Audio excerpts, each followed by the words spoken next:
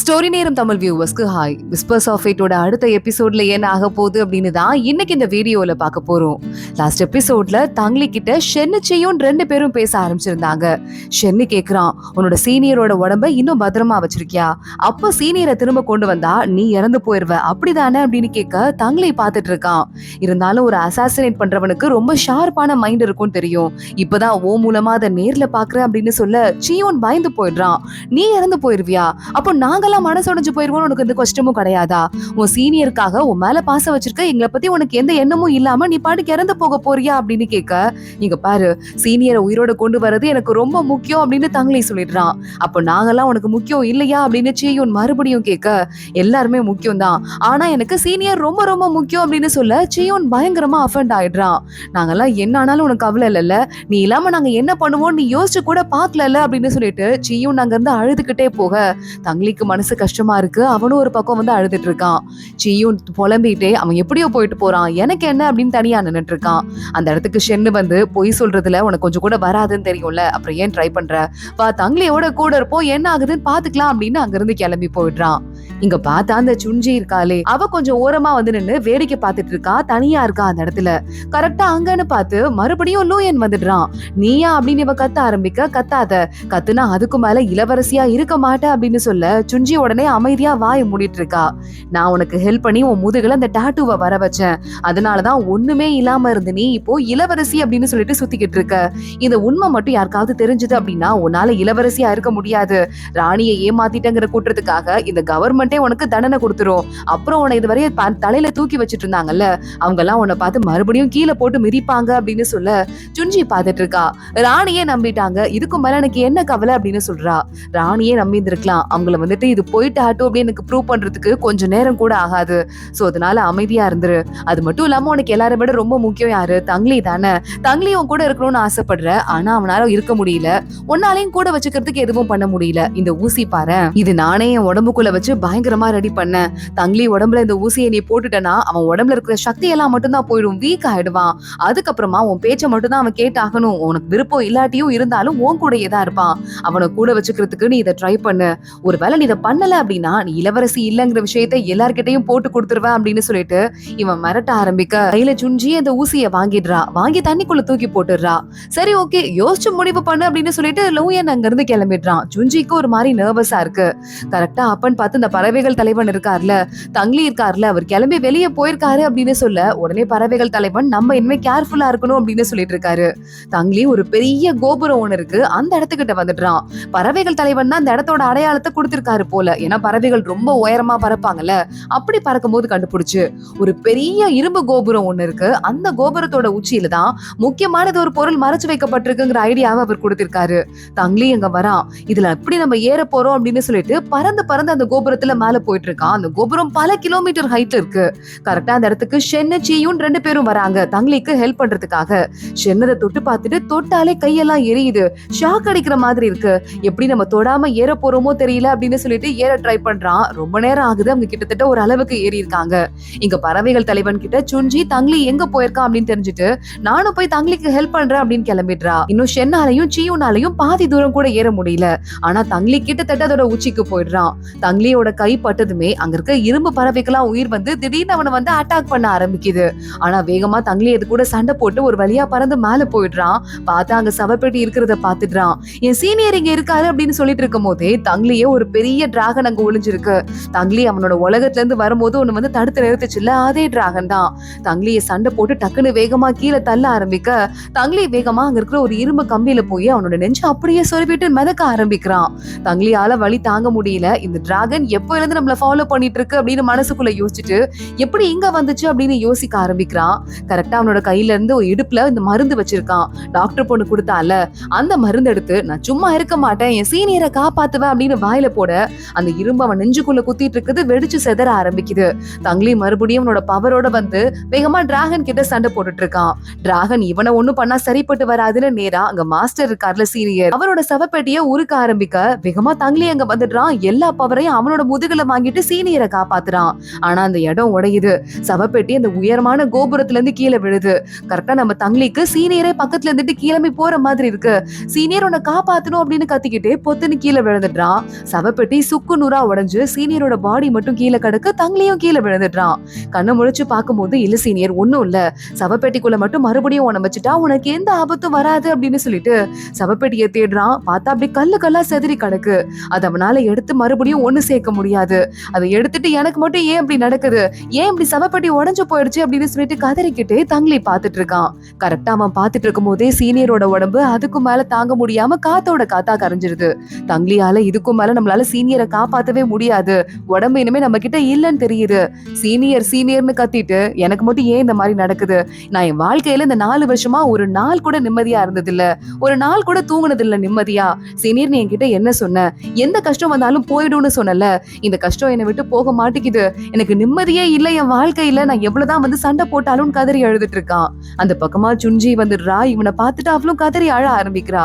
வேகமா நம்ம தங்கிலி மேல கையை வச்சு வாங்க இங்க இருந்து போலான்னு கூப்பிட, என்னை விட தள்ளி போ அப்படின்னு சுஞ்சியா அவன் தள்ளி விட்டுறான். சுஞ்சி பாக்குறா, என்ன பண்ணாலும் இவன் என்கிட்ட பக்கத்துல வரமாட்டான், இவ்வளவு கஷ்டப்பட்டுட்டே தான் இருப்பான், இவன் கஷ்டப்படக்கூடாதுன்னா இவன் கிட்ட அந்த சக்தி இருக்க கூடாது, ஒருவேளை லூயன் சொன்னதுதான் கரெக்டா இருக்குமோ அப்படின்னு கைய பாக்குறா. கையில அந்த ஊசி வந்திருக்கு, ஏற்கனவே வாலண்டியரா தண்ணிக்குள்ள போய் குதிச்சு எடுத்துட்டு வந்திருக்கா. தங்கிலி கூடவே இருக்கணும், அவனுக்கு பிடிச்சாலும் பிடிக்காட்டி என் கூட தான் இருந்து ஆகணும் அப்படின்னு அந்த ஊசிய தங்கிலி மேல ஏத்திடுறா. தங்கிலி ஏற்கனவே சோகத்துல கத்திட்டு இருந்தவன் இப்போ வழியில துடிக்க ஆரம்பிக்கிறான். தங்கிலி மறுபடியும் திரும்பி சுஞ்சிய பாக்குறான். சுஞ்சி அவனையே பாத்துட்டு இருக்க, வலி தாங்க முடியல, வலி தாங்க முடியல அப்படின்னு கத்திட்டு தங்கிலி அந்த இடத்துலயே மயங்கி விழுந்துட்டான். ஷென் அங்க ஓடி வரான். என்னாச்சு, நீ என்ன பண்ண அப்படின்னு சுஞ்சிட்ட கேட்க, நான் என்ன பண்ணேன்னு எனக்கு ஞாபகம் இல்ல, மறந்து போயிருச்சு அப்படின்னு சுஞ்சி ஏதோ மனசு பாதிக்கப்பட்ட மாதிரி சொல்லிக்கிட்டு இருக்கா. சரி தங்கிலிய முதல்ல காப்பாத்தலாம் அப்படின்னு ஆளுங்க அங்க இருந்து காப்பாத்தி கூட்டு போயிடுறாங்க. சண்டை இங்க ஓவரா நடக்க ஆரம்பிக்குது. பறவைகள் தலைவன் கூட்டமா சண்டை போட்டுட்டு இருக்காரு. இந்த போர்ல நம்ம நல்லவங்க சைட்ல இருந்து நிறைய பேர் இறந்து போயிடுறாங்க. சோ மாஸ்டர் அப்புறம் அது சின்ன மாஸ்டர் எல்லாம் இருப்பாங்கல்ல, நிறைய பேத்துக்கு அடிபட்டுருச்சு, இப்போ ரொம்ப நம்ம கஷ்டத்துல இருக்கோம் அப்படின்னு சொல்ல சின்ன மாஸ்டருங்க அங்க இருக்கிற மத்த வீரர்கள் எல்லாரும் சொல்றாங்க, சரி தங்கிலிக்கு அடிபட்டா என்ன, நம்ம எல்லாம் இருக்கோம்ல, எப்படியும் தங்கிலி வராம இருந்ததா நம்ம தான் சண்டையை போட்டு இருந்திருப்போம், இப்ப சண்டையை போடலாம், செத்தாலும் பரவாயில்ல அப்படின்னு அங்க இருக்கிற அத்தனை பேரும் கத்த பெரிய மாஸ்டர் பாக்குறாரு. சண்டைக்கு போலாம் அப்படின்னு முடிவு பண்ணிடுறாரு. பணிவீரனும் கிளம்புங்க அப்படின்னு கிளம்பிட்டு இருக்கான். இங்க பார்த்தா லூயனுக்கு தெரிஞ்சிருது தங்கிலியோட உடம்புக்குள்ள அந்த ஊசியை போட்டாங்கன்ட்டு. பயங்கர ஹாப்பியா இருக்கான். போய் அட்டாக் பண்ணுங்க, தங்கிலியால வர முடியாது அப்படின்னு சொல்லிடுறான். இங்க பெரிய மாஸ்டர் லூயன் எல்லாரும் ஒண்ணுக்கு ஒண்ணா மீட் பண்ணிக்கிறாங்க. சண்டை ஆரம்பிக்கலாம் அப்படின்னு பெரிய மாஸ்டர் சொல்றாரு. ஏண்டா நீங்கெல்லாம் என்கிட்ட சண்டை போடுறதுக்கு ஒரு ஆள் ஆடா அப்படின்னு லூயன் வேகமா சண்டை போட ஆரம்பிக்கிறான். பெரிய மாஸ்டர்ட்ட இந்த குட்டி குட்டி மாஸ்டருங்க இருப்பாங்கல்ல, அவங்கெல்லாம் வந்து தங்கிலிக்கு என்ன ஆச்சு அப்படின்னு கேட்க ஆரம்பிக்கிறாங்க. தங்கிலி ரொம்ப உடம்பு முடியாம இருந்துட்டு இருக்கான். டாக்டர் பொண்ணு பாக்குறா. தங்கிலியோட உடம்புக்குள்ள இருக்கிற விஷத்தை என்ன விஷம் என்னால கண்டு கூட பிடிக்க முடியல, இப்ப நம்ம கிட்ட ஒரே ஒரு வழிதான் இருக்கு, தங்கிலியோட அந்த சீனியர் ஹார்ட் உள்ள இருக்குல்ல, அந்த ஹார்ட்டுக்குள்ள எல்லா விஷயத்தையும் நம்ம அனுப்பிட்டோம்னா, அதை வெளியே எடுத்துட்டோம்னா தங்கிலியை காப்பாத்திரலாம். ஆனா தங்கிலியே எந்திரிச்சு அந்த மறுவாழ்வு மந்திரம் இருக்குல்ல, அதை போட்டா மட்டும்தான் அந்த இதயத்தை வெளியே எடுக்க முடியும்னு சொல்ல மாஸ்டர் அங்க வராரு. சரி ஓகே, தங்கிலி மாதிரியே ஒரு பொம்மையை செஞ்சு வச்சு அதை இங்கிருந்து வெளியே கூட்டு போற மாதிரி நாங்க கவனத்தை திசை திருப்புறோம், அப்படி பண்ணா மட்டும்தான் தங்கிலியை சும்மா விடுவாங்க அப்படின்னு மாஸ்டர் அங்க இருந்து அவரோட உயிரை ஆபத்துல வச்சுட்டு கிளம்புறாரு. இன்னொரு பக்கம் பூஷு போயிட்டு இருக்கான். கரெக்டா டாட்டா அங்க வந்துடுறா. எதுக்காக இங்க வந்த அப்படின்னு கேட்க, ஒன்னும் உன்னை பார்க்க வந்திருக்கணும், ரொம்ப மிஸ் பண்ணி, உனக்கு சக்தி திரும்ப இன்னைக்கு தானே வந்திருக்கு, இல்லன்னா உனக்கு கொல்ல வந்திருக்கணும், எதுவா இருக்கும் நீ நினைக்கிற அப்படின்னு டாட்டா கேட்க, உன்னை வந்து நீ ரொம்ப நல்ல பொண்ணா இருக்க, நீ உண்மையாவே வந்துட்டு மனசளவுல கெட்டவளா இல்ல, அதனால எனக்கு உன்னை பிடிச்சிருக்கு அப்படின்னு சொல்லிட்டு பூஷு சொல்றாரு. பிடிச்சிருக்கா, இந்த வார்த்தை ரொம்ப நல்லா இருக்கு அப்படின்னு சொல்ல, இல்ல நீ நல்ல பொண்ணுங்கிறத எனக்கு உண்மையாவே பிடிச்சிருக்குன்னு பூஷு சொல்ல, சரி ஓகே நான் இன்னொரு ஐடியா சொல்லவா அப்படின்னு பூஷுவோட காதுல வந்து டாட்டா ஏதோ சொல்லிட்டு, சரி போயிட்டு வரேன் பாய் அப்படின்னு அங்க இருந்து கிளம்பிடுறா. இங்க வேகமா நம்ம ஷீஷி இருக்காளே, அவ உள்ள வரதுக்கு ட்ரை பண்ணிட்டு இருக்கா. என் அண்ணனை கொன்னவன் இந்த தங்கிலி அப்படின்னு சொல்லிட்டு மனசுக்குள்ள ஒரே குழப்பமா இருக்கு. கோஸ்ட் ஏத்தி விட்டதெல்லாம் வர அவளுக்கு ஞாபகம் வருது. நேரா உள்ள வரா. இப்போ என்ன ஆக போகுது தங்கிலிக்கு அப்படின்னு சொல்லிட்டு ஷீஷி கேட்க ஆரம்பிக்க, டாக்டர் பொண்ணு சொல்றா, ரெண்டே வழிதான் இருக்கு, ஒண்ணு தங்கிலி எந்திரிக்கணும், எந்திரிச்சு அவனோட உடம்புக்குள்ள இருக்கிற அந்த இதயத்துக்குள்ள எல்லா விஷத்தையும் அனுப்பிட்டு அந்த இதயத்தை வெளியே எடுக்கணும்னு சொல்ல, என்ன இதயம் உள்ள இருக்குன்னு ஷீஷி கேக்குறா. என்னது உனக்கு இந்த விஷயம் தெரியாதா, தங்கிலியோட சீனியரோட இதயத்தை அவன் உடம்புக்குள்ளேயே வச்சுட்டு இருக்கான், இப்ப மட்டும் தங்கிலி வெந்திருக்கல அப்படின்னா அந்த விஷம் அந்த உடம்புக்குள்ளேயே இருந்துட்டு அந்த இதயமும் அழிஞ்சு போயிரும், தங்கிலியும் அழிஞ்சு போயிருவான். ஆனா என்ன ஒன்னே ஒண்ணு, தங்கிலி அப்படியே அழிஞ்சு போயிட்டான்னா அவன் அந்த இதயத்தோட இருக்கதால ஒரு கனவு உலகத்துல இருப்பான், அதுக்குள்ளேயே இருப்பான், அட்லீஸ்ட் கஷ்டமாவது அவனுக்கு வராம இருக்கும் அப்படின்னு சொல்ல, பிளீஸ் எப்படியாவது அவர் சீனியர் இருக்கார்ல அவர் காப்பாத்து அப்படின்னு சொல்லிட்டு இந்த பொண்ணு ஆள ஆரம்பிக்கிறா ஷீஷி. ஆனா சீனியரை காப்பாத்தணும்னா தங்கிலிய கொல்லணும், ரெண்டு பேரும் ஒரே நேரத்துல உயிரோட வர முடியாது அப்படின்னு சொல்ல, ஷீஷி வேகமா தங்கிலி கிட்ட போய் உட்கார்றா. இப்ப நான் என்ன பண்ண பண்ண போறேன்னு எனக்கே தெரியல அப்படின்னு அழுதுட்டு இங்க பார்த்தா தங்லி இந்த கனவு உலகத்துக்குள்ளதான் இருக்கான். சீனியர் கூப்பிடுறாரு வா அப்படின்னு.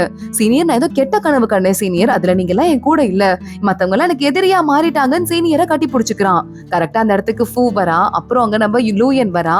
என்னடா ஒரு மாதிரி பேயரைஞ்ச மாதிரி இருக்க, உட்காரு சாப்பிடலான்னு எல்லாரும் சாப்பிட ஆரம்பிக்கிறாங்க. கரெக்டா அந்த நேரத்துல ஷீஷி கனவுல வரா. அப்புறம் நம்ம ஷென்னு சீயூன் பறவைகள் தலைவன் அப்படின்னு நம்ம யாரெல்லாம் தங்லிக்கு க்ளோஸோ அத்தனை பேரும் வராங்க. இவங்க எல்லாம் என் கனவுல வந்தவங்க, எதுக்காக இங்க வந்திருக்காங்கன்னு தங்லி சீனியர் கிட்ட கேட்க அவங்க யாரும் கனவுல வந்தவங்க கிடையாது, எல்லாருமே உன் வாழ்க்கையில வந்தவங்க தான், அது கெட்ட கனவு கிடையாது, உண்மையாவே நடந்த விஷயம் தான், அவங்களுக்கு நீ இப்ப தேவைப்படுற, நீ உங்க கிட்ட போய் தான் ஆகணும் அப்படின்னு சீனியர் சொல்றாரு. ஷீஷி அப்படியே உட்காந்துட்டு தங்லிய பாத்துட்டே இருக்கா. தங்லிக்கு லேசா கண்ணெல்லாம் அசையுது. கனவு உலகத்துல பயங்கர குழப்பத்துக்குள்ள தங்லி இருக்கான். அவங்க ஒண்ணு கூப்பிடுறாங்கல்ல, போயிட்டு வா அப்படின்னு சீனியர் சொல்லிக்கிட்டு இருக்காரு. இவர் சொல்ற அதே நேரத்துல சீனியரோட இதயம் உள்ள இருக்குல்ல, அது தங்லி உடம்புல இருக்கிற விஷம் எல்லாத்தையுமே எடுக்க ஆரம்பிக்குது. நீ போ ஹெல்ப் பண்ணு, நிறைய முக்கியமான விஷயம் நடந்திருக்கு, போ போ அப்படின்னு சீனியர் சொல்லிக்கிட்டு இருக்காரு. தங்லி டக்குன்னு ஏஞ்சிடுறான். ஏஞ்சதுமே எங்க குட்டி பையன் கல் இருக்கான்ல, அவன் பக்கத்துல வந்து உட்காந்துக்கிறான். என்ன மாதிரி ஒரு விஷத்தை எனக்காக கண்டுபிடிச்சிருக்கான்னு தெரியல லூயன், இது வந்துட்டு ரொம்ப வித்தியாசமான விஷமா இருக்கு அப்படின்னு நம்ம தங்லி சொல்லிட்டு இருக்க. இங்க என்ன நடக்குது, போர்ல எத்தனை நாள் ஆச்சு, நான் எத்தனை நாளா மயக்கத்துல இருக்கேன்னு கேட்க யாருமே வாயை திறக்க மாட்டேங்கிறாங்க. ஷீஷி நீ மட்டும் தான் சொல்லுவ, நீ சொல்லு அப்படின்னு தங்லி சொல்லிட்டு இருக்கான். ஷீஷி பாக்குறா, இவன் வந்து மயக்கமாயி ரொம்ப நாள் ஆச்சு போல, நிறைய சம்பவங்கள் நடந்துருச்சு. ஷீஷி ஒவ்வொன்னா சொல்ல ஆரம்பிக்கிறா. ஏற்கனவே பறவைகள் தலைவன் உயிரே போற அளவுக்கு பயங்கரமா அவருக்கு அடிபட்டுருச்சு, இதுக்கு மேல அவரை காப்பாத்தவே முடியாது அப்படின்னு சொல்லிட்டு, அது மட்டும் இல்லாம இன்னொரு பக்கம் நம்ம ப்ளூ இருக்கானே, அவன் சண்டை போட்டு அவனுக்கும் பயங்கரமா அடிபட்டிருக்கு. அப்புறம் சின்ன சின்ன மாஸ்டருங்கெல்லாம் இருப்பாங்கல்ல, அந்த மாஸ்டருங்களுக்கும் அடிபட்டிருக்கு. ஒரு பக்கம் ஒரே ஒரு வழியா இன்ஸ்பெக்டர் இருக்கான்ல, அவன் தான் அவங்க அப்பா கூட அந்த பப்பெட் கூட மோதி அவன் மட்டும் தான் ஜெயிச்சிருக்கான். அவங்க அப்பா பாக்குறாரு, இந்த வாளை நீ தூக்கிட்டல, இந்த வாளை சக்தியோட எப்படி யூஸ் பண்றதுன்னு உனக்கு தெரிஞ்சிருச்சு, எனக்கு சந்தோஷமா இருக்கு, நீ என் பையன் தான், இதுக்கு மேல நம்ம பரம்பரைக்கு அழிவே கிடையாது அப்படின்னு சொல்லிட்டு அந்த பப்பெட் இறந்து போயிருது. இன்ஸ்பெக்டர் ஒரு பக்கம் அழ ஆரம்பிக்கிறான். மத்தபடி சின்ன சின்ன மாஸ்டருங்க நிறைய வீரர்களை காப்பாத்திட்டு அவங்க எல்லாம் இறந்து போயிருக்காங்க. முக்கியமான அந்த பெரிய அந்த அல்லக்கைங்க இருப்பாங்கல்ல லூயனுக்கு, அவங்க கூட சண்டை போட்டு அவங்களையும் கொண்டுட்டு இறந்து போயிருக்காங்க. பறவைகள் தலைவனும் இறந்து போயிடுறாரு. இப்படி எல்லாமே நடந்திருக்கு. இதெல்லாம் கேட்டு லூயனுக்கு தலையே சுத்துற மாதிரி இருக்கு. மறுபடியும் சீனியர் வந்துட்டு இருக்காரு. நீ போ அப்படின்னு இவனோட நெஞ்சில கைய வச்சிட்டு இருக்காரு. இப்பதான் லூயனுக்கு தெரியுது, நெஞ்சில சீனியர் கை வைக்கிற மாதிரி இருந்ததுல, அவனோட இதயத்துல இருந்து அவனோட உடம்புல இருந்து எல்லா விஷயத்தையுமே சீனியரோட இதயம் எடுத்துட்டு இருக்கு. எதுவுமே கேஷுவலா நம்ம கற்பனையில நடக்கல. சீனியர் ஒவ்வொன்னையும் நடத்தி காட்டுறாரு. அந்த ஊசியை அவரோட உடம்புக்குள்ள எடுத்துட்டு இருக்காருங்கிறத தங்லி கண்டுபிடிச்சிடுறான். அது மட்டும் இல்லாம சீனியர் சாகும் போது அவர் உடம்புக்குள்ள சக்தி இருந்திருக்கும்ல, அந்த சக்தியெல்லாம் தங்லியோட உடம்புக்குள்ள ரிலீஸ் பண்றாரு. இங்க பாரு கழுப்பையா, நீ இங்க இருந்து போ அப்படின்னு தங்லி சொல்ல அவன் அங்க இருந்து கிளம்பி வெளியே போயிடுறான். தங்லி டக்குன்னு கத்தி எடுத்துட்டு இப்படியே வயிற்றுலயே குத்திக்கிறான் அந்த இதயத்தை வெளியே எடுக்கிறதுக்காக. ஆனா அதுக்குள்ள நடுவுல புடிச்சிடுறா ஷீஷி. வேண்டாம், அப்புறம் அவர் இறந்து போயிடுவாரு, அவரை கொல்ல வேண்டாம் அப்படின்னு. கைய விடு, அவரோட உடம்பு இப்ப இல்ல, என்னால உயிரோட கொண்டு வர முடியாது, அதுவும் இல்லாம அவர் என்ன சொல்றதுக்காக இத்தனை நாள் என் உடம்புக்குள்ள உயிரோட இருந்தாருங்கிறது எனக்கு இப்ப புரிஞ்சிருச்சு, எனக்கு வேலை இருக்கு, அந்த வேலையை நான் பாக்கணும் அப்படின்னு சொல்லிட்டு தங்லி அவ கையை தள்ளி விட்டுட்டு வயிறுல குத்திக்கிறான். கிழிச்சு அந்த இதயத்தை வெளியவும் எடுத்துடுறான். இங்க பார்த்தா இன்னொரு பக்கம் லூயன் மறுபடியும் வந்து எல்லார்கிட்டையும் சண்டை போட்டுட்டு இருக்க. அடுத்த செகண்ட் நம்ம தங்லி எங்க வந்துடுறான். விட மாட்டேன், எதையும் விட மாட்டேன், இவ்வளவு பேர் அழியறதுக்கு விட மாட்டேன் அப்படின்னு சொல்லிட்டு அவனால முடிஞ்ச வரையும் ஒரு பெரிய மந்திரக்கட்டை போட்டுடுறான்.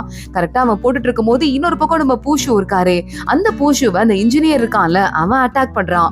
கரெக்டா இன்ஜினியரை வந்துட்டு பூஷு அட்டாக் பண்ணி முடிச்சு அந்த மிஷின் எல்லாம் உடைச்சிடுறாரு. அப்பன்னு பார்த்து டாட்டா அங்க வந்துடுறா. இன்ஜினியர் கூட சண்டை போட்டு பூஷுவை காப்பாத்துறா. இந்த விஷயத்தை தான் எனக்கு பூஷு காதுல போய் சொன்னால, இந்த நேரத்துல ஹெல்ப் பண்றத பத்தி தான் அவ சொல்லியிருக்கா. அடுத்து அந்த இன்ஜினியர் பார்த்துட்டு டாட்டாவை அட்டாக் பண்றதுக்கு வர பூஷு நடுவுல வர அந்த அட்டாக்க வாங்கிக்கிறான். ரெண்டு பேருக்குமே ஈக்குவலா அடிபட்டுருது. வா போலாம், நீ நல்ல பொண்ணு நான் சொன்னேன்ல அப்படின்னு பூஷு டாட்டாவை தூக்கிட்டு அங்க இருந்து கிளம்புறான். இங்க பார்த்தா இன்னொரு பக்கம் ஷீஷி வந்து அழுதுட்டு, என் அண்ணன் இறந்து போயிட்டாரு, ஆனா தங்லி மேல என்னால கோபப்பட முடியல அப்படின்னு அழுதுட்டே நிக்க, அந்த இடத்துக்கு அந்த குட்டி பையன் மாதிரி கோஸ்ட் வருவான்ல, அவன் வந்துடுறான். தங்லி பாத்தியா, உன் அண்ணனை கொண்டுட்டு இப்ப பாரு அவன் கதையவே முடிச்சுட்டான், உன் பழி வாங்குற நேரம் வந்துருச்சு, பழி வாங்க அப்படின்னு சொல்லிட்டு பயங்கரமா ஏத்தி விட்டுக்கிட்டு இருக்கு. தங்லி மலையில இருந்து சண்டை போட்டு முடிச்சுட்டு அப்படியே கீழே மயங்கி விழுறவன நம்ம கல்லு பையன் கூட்டு போய் ஒரு குகையில வச்சு தங்லி வந்து தவம் பண்ணிட்டு இருக்க. அவனுக்கு பக்கத்துலயே உட்காந்து பணிவிடெல்லாம் பண்ணிட்டு இருக்கான். கரெக்டா லூயன் அங்க வந்துடுறான். என்னடா உனக்கு வந்து பாத்துக்கிறதுக்கு இவ்வளவு அழகான ஒரு இடம், அதுக்கு உனக்கு ஒரு அடிமை பையன் வேறையான் லூயன் பக்கத்துல வர. தங்லி அவன் உடம்ப மனசுக்குள்ள தவம் பண்ணிட்டே சரி பண்றதுக்கு ட்ரை பண்ணிட்டு இருக்கான். லூயன் அங்க பக்கத்துல வந்துட்டு, டேய் பொடி பையா, நீ எல்லாம் என் முன்னாடி வந்து நிக்கலாமாடா, தள்ளி போ அப்படின்னு வேகமா கல்லு பையனை தள்ளி விட, கல்லு பையனுக்கு அப்படியே வாயிலிருந்து ரத்தமா கொட்ட ஆரம்பிக்குது, கீழே விழுது. ஆனா மறுபடியும் வேகமா போயிட்டு லூயனை அட்டாக் பண்றதுக்கு ட்ரை பண்ணிட்டு இருக்கான். லூயன் மறுபடியும் தள்ளி விட்டுட்டு தங்லி பக்கத்துல போயிட்டு இவன் கதையை இன்னையோட முடிக்க போறேன் அப்படின்னு நிக்க. அதோட தான் இன்னைக்கு எபிசோட் முடியுது. ரொம்ப ரொம்ப முக்கியமான கட்டத்துல இருக்கோம். இன்னும் வந்துட்டு 8 எபிசோட்ஸ் தான் இருக்கு. அடுத்தடுத்து என்ன ஆக போகுது தொடர்ந்து பார்க்கலாம். இந்த வீடியோவை லைக் பண்ணிக்கோங்க. மறக்காம நம்ம சேனலுக்கு சப்ஸ்கிரைப் பண்ணிட்டு பெல் ஐக்கனையும் கிளிக் பண்ணிக்கோங்க. அடுத்த வீடியோல பார்க்கலாம். அது வரைய பாய்.